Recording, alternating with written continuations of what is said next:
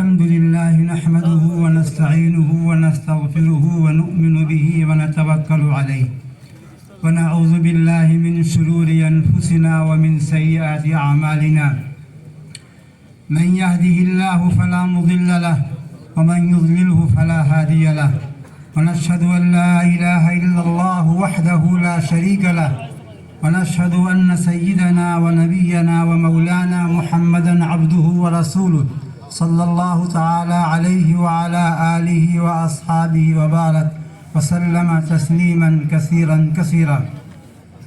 أما بعد فأعوذ بالله من الشيطان الرجيم. بسم الله الرحمن الرحيم. إنا نحن نزلنا الذكر وإنا له لحافظون. وقال النبي صلى الله تعالى عليه وسلم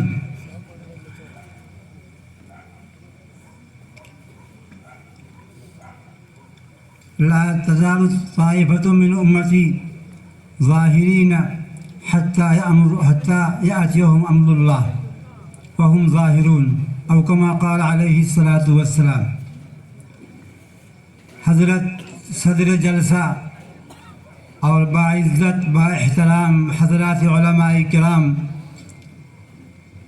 عزیز طلبہ اور معزز سامعین، یہ آج کا انتہائی بارونق اور شاندار اور بہت ساری خوبیوں سے بھرپور جلسہ جو اس مدرسے کے احاطے میں قائم ہے، دراصل اس مدرسے کہ کارواں اور روح رواں حضرت مولانا عبید اللہ صاحب دامت برکاتہم کی محنتوں، کوششوں اور ان کی دل کی تمناؤں کا ماحصل ہے.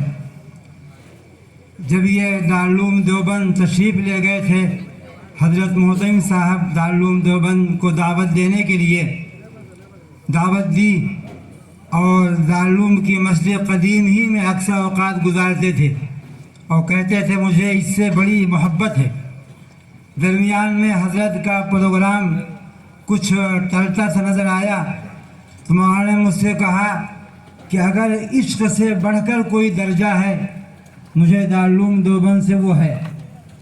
بہرحال ان کی محبت اور ان کے جذبے کی بنیاد پر حضرت کا پروگرام طے ہوا اور حضرت کی آمد کی بنیاد پر اور بہت سارے علماء کی آمد کی بنیاد پر آج یہ بڑی شاندار مجلس سجی ہے. اللہ تعالیٰ اسے قبول فرمائے. میرے بھائیوں، قرآن پاک کی ایک آیت میں نے آپ کے سامنے پڑھی. یہاں علماء کا بڑا طبقہ ہے. اللہ تبارک و تعالیٰ نے اس چھوٹی سی آیت میں دو مضمون کو انتہائی مؤکد انداز میں بیان کیا ہے. پہلا مضمون ہے انا نحن نزلنا الذکر. علماء جانتے ہیں کہ اس ایک جملے میں کتنی تاکیدیں ہیں. 3-4 تاکیدیں ہیں جن سے اللہ نے اس مضمون کو بیان کیا ہے. تنزیل اور انزال دونوں کے معنی اتارنے کے آتے ہیں، لیکن انزال ایک بارگی اتارنے کو کہتے ہیں اور تنزیل آہستہ آہستہ اتارنے کو کہتے ہیں. جب اللہ نے لوح محفوظ سے آسمان دنیا پر قرآن پاک کے اتارنے کا ذکر کیا تو فرمایا انا انزلناہ فی لیلۃ القدر. ہم نے پورا قرآن پاک لوح محفوظ سے آسمان دنیا پر نازل کیا. لیکن جب حضرت رسول اللہ صلی اللہ علیہ وسلم کی سین مبارک پر قرآن پاک کے اتارنے کا تذکرہ اللہ فرماتے ہیں، تمہارا نزلنا فرماتے ہیں کہ ہم نے تھوڑا تھوڑا قرآن پاک اتارا. بڑی تاکید فرمایا کہ ہم نے ہی قرآن پاک کو تھوڑا تھوڑا اتارا ہے. یہ جملہ دراصل ان کفار مکہ کے لیے بالخصوص اور رہتی دنیا تک آنے والے ان تمام انسانوں کے لیے ہے جو قرآن پاک کے منکر ہیں، قرآن پاک کے نزول کا انکار کرتے ہیں اور وہ اللہ کا کلام نہیں مانتے ہیں. ان کے لیے اللہ نے فرمایا کہ اس قرآن پاک کو ہم ہی نے اتارا ہے. اور اللہ نے وَإِنَّا لَهُ لَحَافِظُونَ، ہم ہی اس قرآن پاک کی حفاظت کرنے والے ہیں۔ اس دوسرے مضمون کو بھی اللہ تعالیٰ نے پوری تاکید کے ساتھ اور کئی تاکیدوں کے ساتھ بیان فرمایا کہ ہم ہی قرآن پاک کی حفاظت کرنے والے ہیں۔ چنانچہ 1500 سال گزر گئے، آج تک اس قرآن پاک کے اندر ذرہ برابر کوئی تبدیلی نہ ہو سکی ہے، نہ قیامت تک ہو پائے گی۔ اس قرآن پاک کی مخالفت کرنے والے اور اس کے اندر تحریف اور تبدیلی کرنے والے جب سے قرآن پاک نازل ہوا ہے تب سے کوشش کرتے رہے، آج بھی کر رہے ہیں، قیامت تک کریں گے، اپنے منہ کی کھائیں گے، شرمندہ ہوں گے، بد نصیب ہوں گے۔ اس قرآن پاک کے اندر ذرہ برابر کوئی تبدیلی نہیں کر پائیں گے۔ کیوں کہ اس قرآن پاک کی حفاظت کا اس ذات نے وعدہ کیا ہے جس ذات نے اس قرآن پاک کو اتارا ہے، اور یہ دنیا دارالاسباب ہے۔ تو اللہ تعالیٰ اپنے قرآن پاک کی حفاظت کے لیے اسباب کے طور پر اپنے بندوں میں سے چنیں گے، منتخب کریں گے۔ قرآن پاک نام ہے الفاظ کا بھی اور قراءات کا بھی اور اس کے معانی کا بھی۔ اللہ تعالیٰ نے تینوں کی حفاظت کا وعدہ کیا ہے۔ قرآن پاک کے الفاظ بھی محفوظ رہیں گے، قرآن پاک کی قراءات، قرآن پاک کے الفاظ، اس کے کلمات کس انداز سے پڑھے جائیں، ان کا کیا طریقہ ہے اور کتنے طریقے ہیں، اس کو بھی اللہ تعالیٰ محفوظ کریں گے۔ اور قرآن پاک کے معانی، اس کے بھی اللہ تعالیٰ حفاظت فرمائیں گے۔ الفاظ قرآن کی حفاظت کے لیے اللہ تبارک و تعالیٰ نے حفاظ کو چنا ہے۔ اس پوری امت کے لاکھوں کروڑوں حفاظ کو اللہ نے چنا جن کے سینوں میں قرآن پاک محفوظ ہے۔ ایسے بھی حافظ دنیا کے اندر پائے جاتے ہیں جن کو قرآن پاک سورہ فاتحہ کی طرح یاد ہے۔ اللہ تبارک و تعالیٰ نے اپنے کلام پاک کے کلمات اور حروف کی حفاظت کے لیے ان حفاظ کو اللہ نے چن لیا، منتخب کر لیا ہے اور ان کے ذریعے محفوظ ہے۔ اگر آج پوری دنیا کے اندر جتنا قرآن پاک کاغذ کے اندر محفوظ ہے بالفرض ختم کر دیا جائے تب بھی انشاءاللہ ایک حرف کی تبدیلی نہیں ہو پائے گی۔ اتنے سینے ہیں جن کے دلوں میں قرآن پاک پوری مضبوطی کے ساتھ محفوظ ہے، اور جو قرآن حضرات ہیں ان کے ذریعے اللہ تبارک و تعالیٰ نے قرآن پاک کے پڑھنے کے طریقوں کی حفاظت کی ہے۔ سبا ہے، اشرا ہے، جو قراءات ہیں مختلف طریقے سے جو تواتر کے ساتھ ثابت ہیں، ان کی حفاظت قرآن سے اللہ تعالیٰ کرواتے ہیں۔ اور قرآن پاک کے معانی، ہر آیت کا مفہوم کوئی اگر اس کے اندر تبدیلی کر کے دوسرے معنی و مطلب بیان کرے نہیں کر سکتا ہے، وہ قرآن پاک کے اندر تحریف کرنے والا کہلائے گا۔ علماء مفسرین کو اللہ نے پیدا کیا، ان کو چنا قرآن پاک کے معنی و مفہوم کی حفاظت کے لیے۔ تو میرے بھائیوں، یہ اللہ تبارک و تعالیٰ کا بے حد احسان ہے ان پر جن کے سینوں کو اللہ نے قرآن پاک سے معمور کیا، حافظ ہوئے، جن کو اللہ نے قاری بنایا، عالم بنایا اپنے قرآن پاک کی حفاظت کے لیے۔ اللہ اس کا محتاج نہیں ہے، لیکن یہ ہمارے اوپر اللہ کا فضل ہے کہ اللہ نے ہمیں چنا ہے۔ ہم نے ایک جگہ پڑھا تھا کہ ایک مرتبہ ایک عیسائی اور ایک عالم کے درمیان مناظرہ طے ہوا، اور عالم نے کہا تمہارے انجیل کا دنیا میں کوئی حافظ نہیں ہے اور ہمارے قرآن پاک کے لاکھوں حافظ ہیں، اگر تمہاری انجیل صحیح معنوں میں محفوظ ہے تم ایک حافظ دکھا دو۔ اس نے کہا دکھائیں گے۔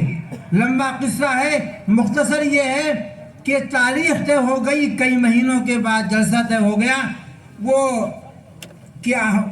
وہ انجیل کا حافظ دکھائے گا۔ تو لوگ ان عالم سے کہا کرتے تھے کہ آپ بھی کچھ حفاظ جلسے کے لیے بلا لیجئے۔ انہوں نے کہا اللہ انتظام فرمائیں گے۔ جلسے کا وقت آ گیا اور بہت مشہور جلسہ تھا، بہت بڑا مجمع تھا، کوئی ایک انجیل کا حافظ نہیں مل سکا کئی مہینوں کی تلاش کے بعد۔ اور پھر ان عالم نے کہا اس مجمع میں جو حفاظ ہوں کھڑے ہو جائیں، لاکھوں حفاظ کھڑے ہو گئے۔ میرے بھائیوں، یہ مدرسے اللہ کی بہت بڑی رحمت ہیں۔ یہاں اللہ کے دین کی، اللہ کے قرآن پاک کی، کلام کی، اس کی حروف کی، اس کی قراءات کی اور اس کے معانی کی تعلیم ہوتی ہے، ان کی حفاظت کا نظم ہوتا ہے۔ یہ اللہ تعالیٰ کی طرف سے بڑے غنیمت ہیں ہر علاقے کے لیے جہاں مدرسے قائم ہیں۔ اللہ تعالیٰ نے ان حفاظ کو، علماء کو منتخب کر لیا ہے۔ میرے بھائیوں، دین کی حفاظت تو ہونی ہے، اللہ تعالیٰ کریں گے اور کرتے آئے ہیں، لیکن اسباب کے طور پہ جن کو اللہ چن لے وہ غنیمت جانیں۔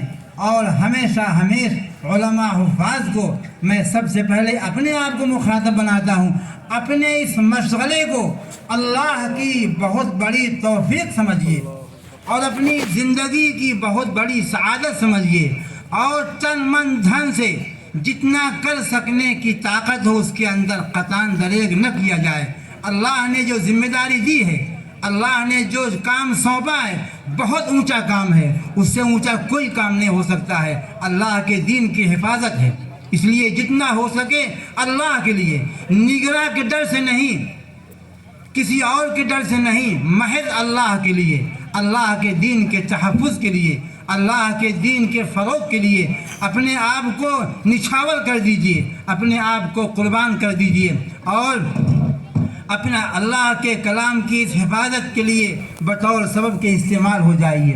میرے بھائیوں، مغلیہ دور تقریباً کئی سینکڑوں سالوں پر مشتمل ہے، لیکن ختم ہو گیا۔ میں ایک لمبی تاریخ کو بہت ہی مختصر آپ کے سامنے ذکر کرتا ہوں۔ وہ دور ختم ہو گیا۔ اگر حکومت اسلامی ہوتی ہے تو وہ اسلام اور دین کی تعلیم کا بندوبست کرتی ہے۔ وہ دور تھا مسلمانوں کا، کافی حد تک اسلامی تعلیمات کا نظم حکومت کی طرف سے ہوتا تھا۔ وہ دور ختم ہو گیا، انگریزی حکومت آ گئی۔ انگریزی حکومت جانتے ہیں تاریخ پڑھنے والے کہ ان کا نشانہ بن گیا، ان کا مشن ہو گیا کہ یہاں سے ہندوستان سے علماء اور مدارس کو ختم کر دیا جائے۔ انہوں نے پوری کوشش کر کے تقریباً ختم کر دیا۔ تو ہمارے علماء نے ان کے سلسلے میں کوشش کی، محنتیں کی، اور اس بات کی فکر کی کہ دین کا تحفظ کیسے ہو، دین کی حفاظت کیسے ہو۔ یہاں تاریخ میں ہمیں دو سبق ملتے ہیں جن کو توجہ سے جاننا چاہیے۔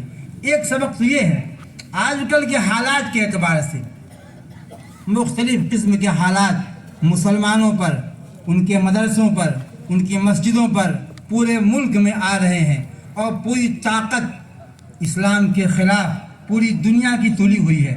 لیکن میرے بھائیوں، ہمیں اور آپ کو ہرگز پست ہمت نہیں ہونا چاہیے۔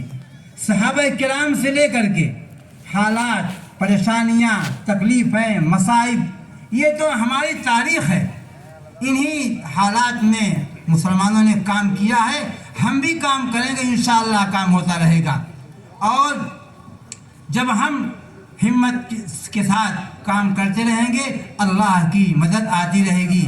یہ ہم سے ملتا ہے۔ جب انگریزی حکومت آئی تو ہمارے اکابر و اسلاف نے یہ یقین کیا کہ یہ حکومت ہمارے دین کے خلاف ہے، ہمارے دین کو مٹانا چاہتی ہے۔ جہاد کیا، بالا کوٹ کے میدان میں بہت سے لوگ شہید ہو گئے، بظاہر ناکامی ہوئی۔ پھر ہمت نہیں ہارے، شاملی کے میدان میں باقاعدہ جہاد ہوا، بظاہر شکست ہوئی، پھر ہمت نہیں ہارے۔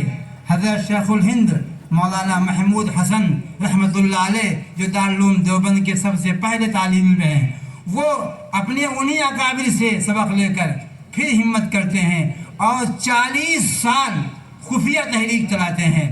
تحریک ناکام ہو جاتی ہے، پردہ فاش ہوتا تھا، جیل چلے جاتے ہیں، واپس آتے ہیں۔ میرے بھائیوں، کہنا یہ ہے حضرت شیخ الہند بہت نحیف اور کمزور بدن کے تھے، زیادہ لمبے قد کے بھی نہیں تھے، لیکن ان کا عزم، ان کا حوصلہ انتہائی بلند تھا، ان کی سوچ عالمگیر تھی۔ وہ جیل کی مختلف صعوبتوں اور پریشانیوں کو برداشت کیا، ان کی پشت کو داغا جاتا تھا، اسی لیے تاکہ یہ شخص آئندہ کوئی تحریک نہ چلا سکے۔ لیکن وہ شیخ الہند جو جیل کے اندر اپنی بہت ساری تکالیف کو برداشت کیے، ان کی پشت کو داغ کر کے کالا کر دیا گیا تھا، جب وہ وہاں سے چھوٹ کے آتے ہیں تو وہ ان کا عزم و حوصلہ دیکھیے، وہ کہتے ہیں کہ پیروں کو بیڑی ڈالی جا سکتی ہے، گلے کو طوق پہنایا جا سکتا ہے، لیکن دل کے عزائم کو طوق نہیں پہنایا جا سکتا ہے۔ جب وہ بمبئی پہنچتے ہیں تو کہتے ہیں یہ مشورہ کرنا ہے کہ آئندہ کیا ہوگا، آئندہ کیا کریں گے۔ وہ شخص جس کو جیل کے اندر کوٹ کر کے بہت پریشان کر دیا گیا، آج جب وہ جیل سے رہا ہوتے ہیں تو ان کے عزائم جمع ہیں اور یہ فیصلہ کرتے ہیں کہ بتاؤ آئندہ کیا کرنا ہے۔ میرے بھائیوں، ہم ان اکابر کے سپوت ہیں، ان اکابر کے ماننے والے ہیں، ان کے نام لیوا ہیں، لہذا ہمارے جذبات، ہمارے حوصلے، ہمارے عزائم ویسے ہونے چاہیے کہ حالات کے تھپیڑے آئیں گے، آندھیاں آئیں گی اور بہت سارے گرجدار احوال آئیں گے، لیکن ہم انہی احوال میں زندہ دل ہو کر اپنے دین کی، اپنے اللہ کی، اسلام کی حفاظت کریں گے اور کرتے رہیں گے اور پوری طاقت لگا دیں گے اور اسی میں مر جائیں گے، انشاءاللہ کامیاب ہو جائیں گے۔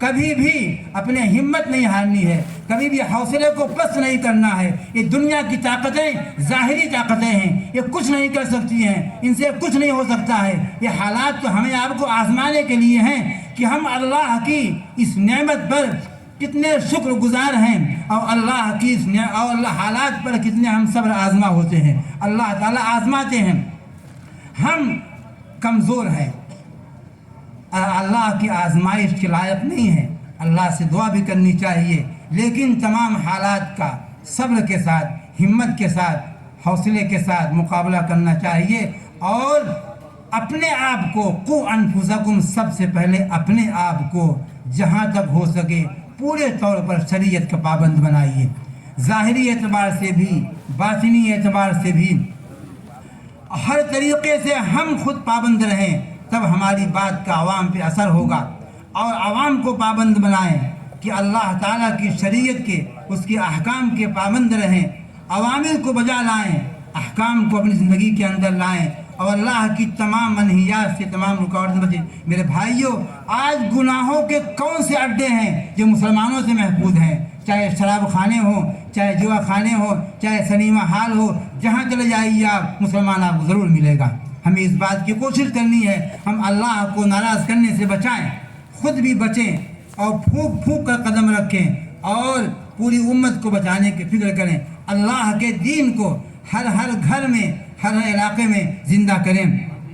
میرے بھائیوں، ایک پہلو تو اس واقعے سے یہ ملتا ہے کہ ہمیں اپنے اکابر کے نقش قدم پر چلتے ہوئے کبھی بھی ہمت نہیں ہارنا ہے۔ ہمارے اکابر کے سامنے اس سے زیادہ سنگین حالات رہے ہیں، صحابہ سے لے کر کے آخر تک، لیکن ان سب نے پوری ہمت کے ساتھ کام کیا اور آج انہی کی ہمتوں کی بنیاد پر دین کا تحفظ ہے، ہم اور آپ اللہ کے دین کے ماننے والے ہیں۔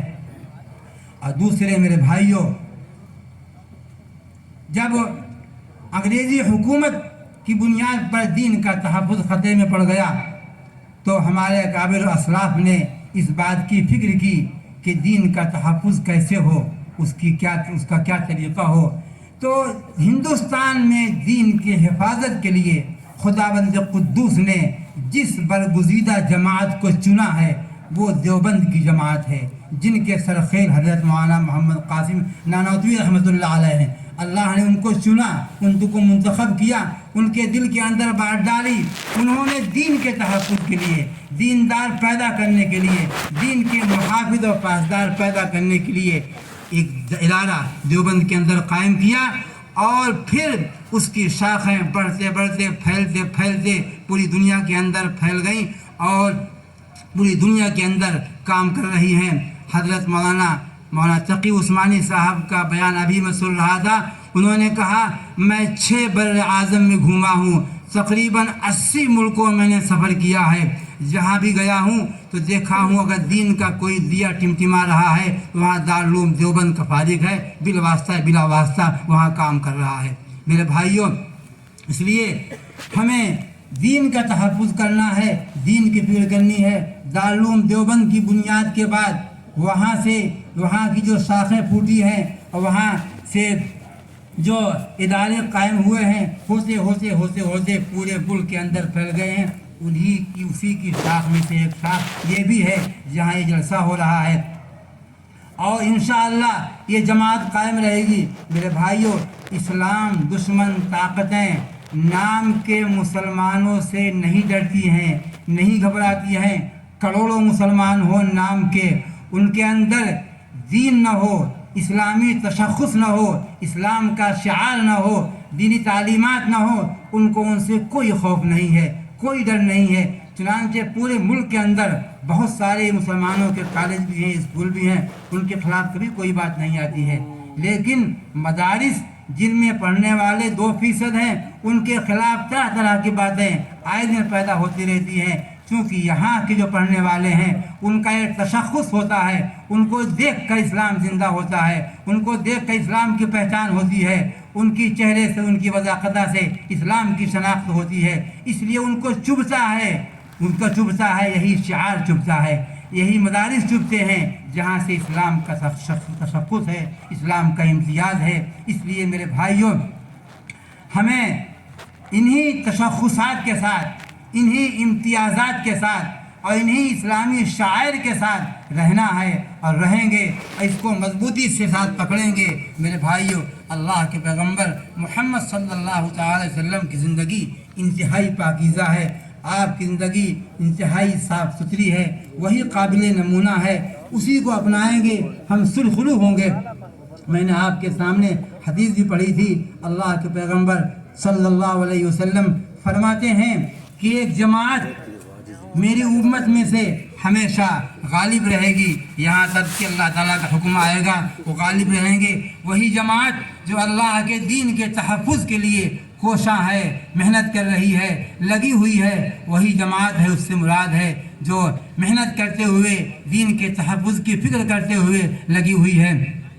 मैं एक रिवायत पढ़ता हूँ। फरमाया अल्लाह के पैगंबर सल्लल्लाहु ताला अलैहि वसल्लम ने, ला तज़ूलु क़दमा इब्न आदम मिन इंद रब्बिही हत्ता युसअल अन खमसिन, अन उम्रिही फ़ीमा अफ़नाह व अन शबाबिही फ़ीमा अबलाह व अन मालिही मिन ऐन इक्तसबहु व फ़ीमा अनफ़क़हु व फ़ीमा अमिल बिमा अमिला औ कमा क़ाल अलैहिस्सलातु वस्सलाम।